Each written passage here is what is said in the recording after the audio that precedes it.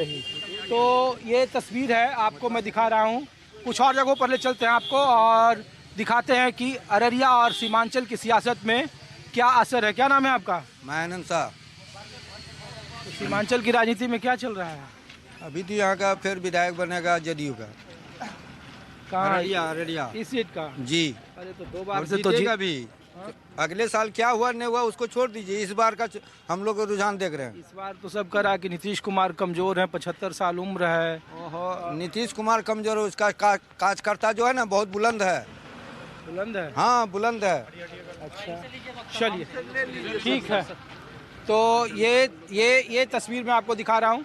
कुछ और जगहों पर ले चलूँगा। माहौल क्या है सीमांचल की सियासत में, मुसलमान राजनीति कहाँ है, माहौल क्या है आपको दिखाने के लिए लाया हूँ अररिया के फरविसगंज से, जो हिंदू बहुल इलाका कहा जाता है और सीमांचल की सियासत में। और इस फरविसगंज का रिश्ता प्रमुख साहित्यकार फणीश्वर नाथ रेणु की धरती से रहा है।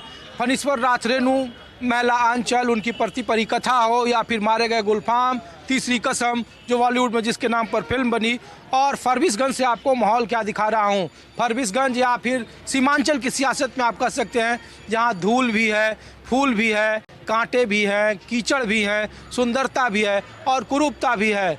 2025 में विधानसभा के चुनाव है और फरविसगंज के इस रेलवे स्टेशन के बाहर आम लोगों का जमावड़ा रहता है। तो मैं आपको कोशिश कर रहा हूं कि यहीं से आपको ग्राउंड रिपोर्ट दिखाऊं। सबको नमस्कार है भाई साहब। तो क्या नाम है सर आप लोगों का? हम लोग तो दिल्ली से हैं और चुनाव में भी बहुत समय है, लेकिन क्या चल रहा है इस सीमांचल की राजनीति में? सबसे ज़्यादा लोग इसी की राजनीति की चर्चा पूरे देश में करते हैं। तो क्या चल रहा है सर इधर अररिया, किशनगंज, पूर्णिया? देखिए, ये तो पूरा भारत का सबसे उत्तरी सीमावर्ती इलाका है, काफ़ी नेपाल से सटा हुआ शहर है फारबिसगंज विधानसभा।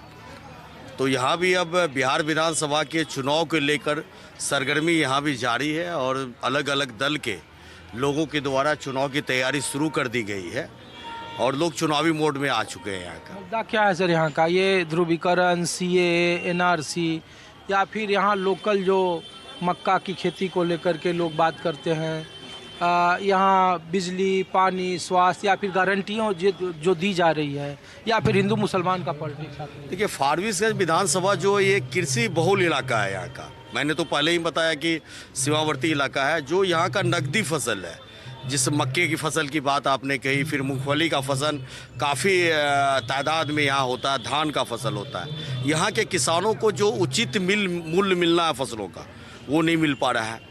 यहाँ के किसानों को फसलों को बेचने के लिए यहाँ से काफ़ी दूर, लगभग 60-70 किलोमीटर गुलाबाग मंडी जाना होता है।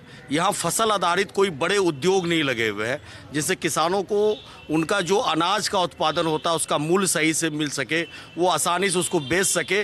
जो यहाँ गरीबी है, जो आम लोगों को रोजी रोटी के लिए पलायन करना होता है, दूसरे शहरों में, दूसरे राज्यों में अपने परिवार से काफ़ी दूर जाना होता है, अगर यहाँ पे रोज़गार के अवसर उपलब्ध कराने के लिए बड़े बड़े फैक्ट्री लग जाते हैं जो यहाँ के फसल पर आधारित हो, तो यहाँ के गरीब मजदूरों को रोज़गार मिल जाएगा। उन्हें अपने परिवार से दूर रहना पड़ेगा, अपने लोगों के बीच वो रहकर 2 जून की रोटी आसानी से कमाकर खा पाएंगे।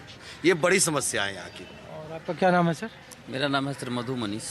तो सर यहाँ तो लोग कह रहा है बिहार में बाहर है, भाई साहब तो कह रहे हैं कि मक्का, मूंगफली, इस पर तो लोग बात ही नहीं करते हैं।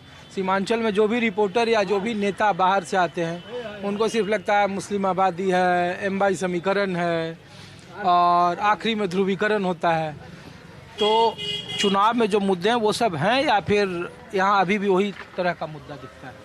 देखिए, चुनावी मुद्दा अलग चीज़ है सर, ठीक है, लेकिन यहाँ पर जो मेन वास्तव का मुद्दा जो है, यहाँ के लोगों के पास में रोजगार नहीं है। हम लोग बहुत ज़्यादा तो पढ़े लिखे हम लोग हैं नहीं, लेकिन रोजगार के लिए जो है सबसे बड़ा बात, वोटर तो है ना सर? हाँ, वोटर तो है, लेकिन रोजगार के लिए अभी भी जो है ना यहाँ के लोगों को पलायन करके जाना पड़ता है बाहर। जैसे कि अभी 10 दिन पहले का न्यूज़ था कि जम्मू में कितना बिहारी आदमी बर्फ स्खलन जो हुआ था, हिमस्खलन, उसमें दब करके मर गया कंटेनर में। आज यदि बिहार में हमारे यहाँ रोजगार रहता तो क्या जाना पड़ता उन लोगों को? अक्सर ये सुनने के लिए मिलता है कि बिहारी आदमी ही सर दब करके मरता है। अच्छा एक बात बताइए, तो फिर ये जो विपक्ष की राजनीति यहाँ जो चल रही है कि पढ़ाई लिखाई, दवाई, गारंटी की 2500 दे देंगे, 1500 दे देंगे, दिव्यांगों के लिए नौकरी दे देंगे, रोजगार दे देंगे, तो इन सब मुद्दों पर यहाँ चुनाव होगा फरबिसगंज में या फिर अररिया या आसपास के ज़िलों में, या फिर आखिरी में जब चुनाव के 1 महीना पहले रहता है तो फिर ये टीका टोपी हिंदू मुसलमान? अब सर देखिए, जिनको राजनीति करना है, मेन राजनीति आप लोग तो वोटर हैं सर। हाँ, मेन राजनीति का विषय तो यही है, ठीक है। लेकिन हम लोग जो वोटर हैं इसमें, हम लोग तो ये देख रहे हैं कि इस क्षेत्र का जो है बहुत सालों साल से जो है बस यही राजनीति का तो ये हो ही रहा है ना वोट। प्रोग्राम कर रहे हैं तो नारा सालों साल से तो सर यही राजनीति का ही वोट हो रहा है। सालों साल से यही राजनीति का वोट के आधार पर ही लोगों को ये खींचा जा रहा है कि नहीं भैया इसमें वोट दीजिएगा तो आपका खतरा में आ जाएगा, हमको दीजिएगा तो उसका खतरा में आ जाएगा। लेकिन वास्तविकता का जो बात है उससे सबका सब हट रहा है। वास्तविकता में आ कहाँ रहा है कहीं कुछ भी। आप लोग सर क्या करते हैं सर आप लोग? हम तो सर हमारा एक संगठन है श्री राम सेना फाउंडेशन, जिसके तहत अभी आप देख सकते हैं पीछे हमारा भंडारा चलता है, साप्ताहिक निःशुल्क भंडारा हमारा यहाँ चलता है और हम जरूरतमंदों को खाना दिलाते हैं। और हम लोग अब बैठे हुए थे भाईचारा के नाते। नहीं तो हम लोग तो ऐसे ही, आप लोग मिल गए तो हम लोग पूछ रहे हैं, हम लोग कोई प्लान करके तो आए नहीं हैं। भाई हम लोग बैठे हुए थे तो हम लोग तो पूछ रहे हैं सर कि अच्छा ये चुनाव के वक्त में आप लोगों का डिमांड बढ़ जाता है या खुद ब खुद ज़्यादा सक्रिय हो जाते हैं? नहीं, ऐसा नहीं है। हमारी संगठन लगातार आज चल रही है और हम लोग ये सेवा कार्य तो ऐसे ही करते हैं। हमारा एक श्री राम सेना संगठन है और आप पीछे हमारा बैग देख सकते हैं कि हमने क्या किया है क्या नहीं किया है।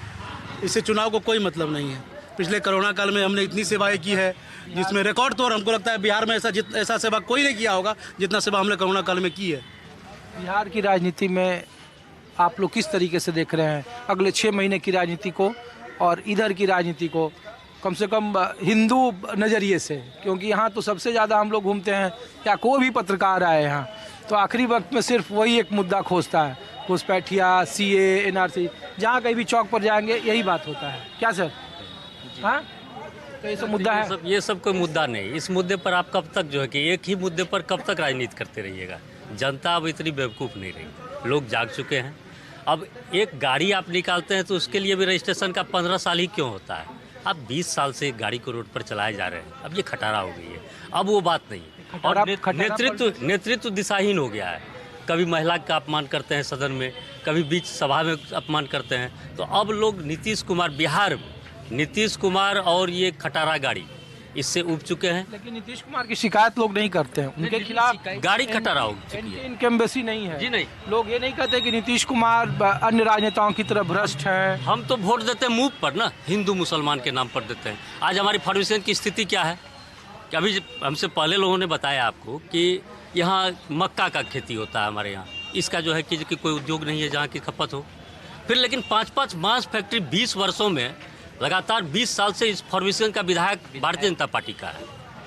और यहाँ पर फॉर्मेशन विधानसभा में 5-5 मांस फैक्ट्री सिरसिया में आपका है, 5-5 मांस फैक्ट्री है। Slaughter house? जी। अच्छा। और विधायक भाजपा के हैं। अगर दूसरी पार्टी की विधायक होती या और होता तो फिर बहुत हाई तोबा था, लेकिन बस पचाए जा रहे हैं इसलिए कि बस आंख मूंद के अंधभक्ति का परिणाम है।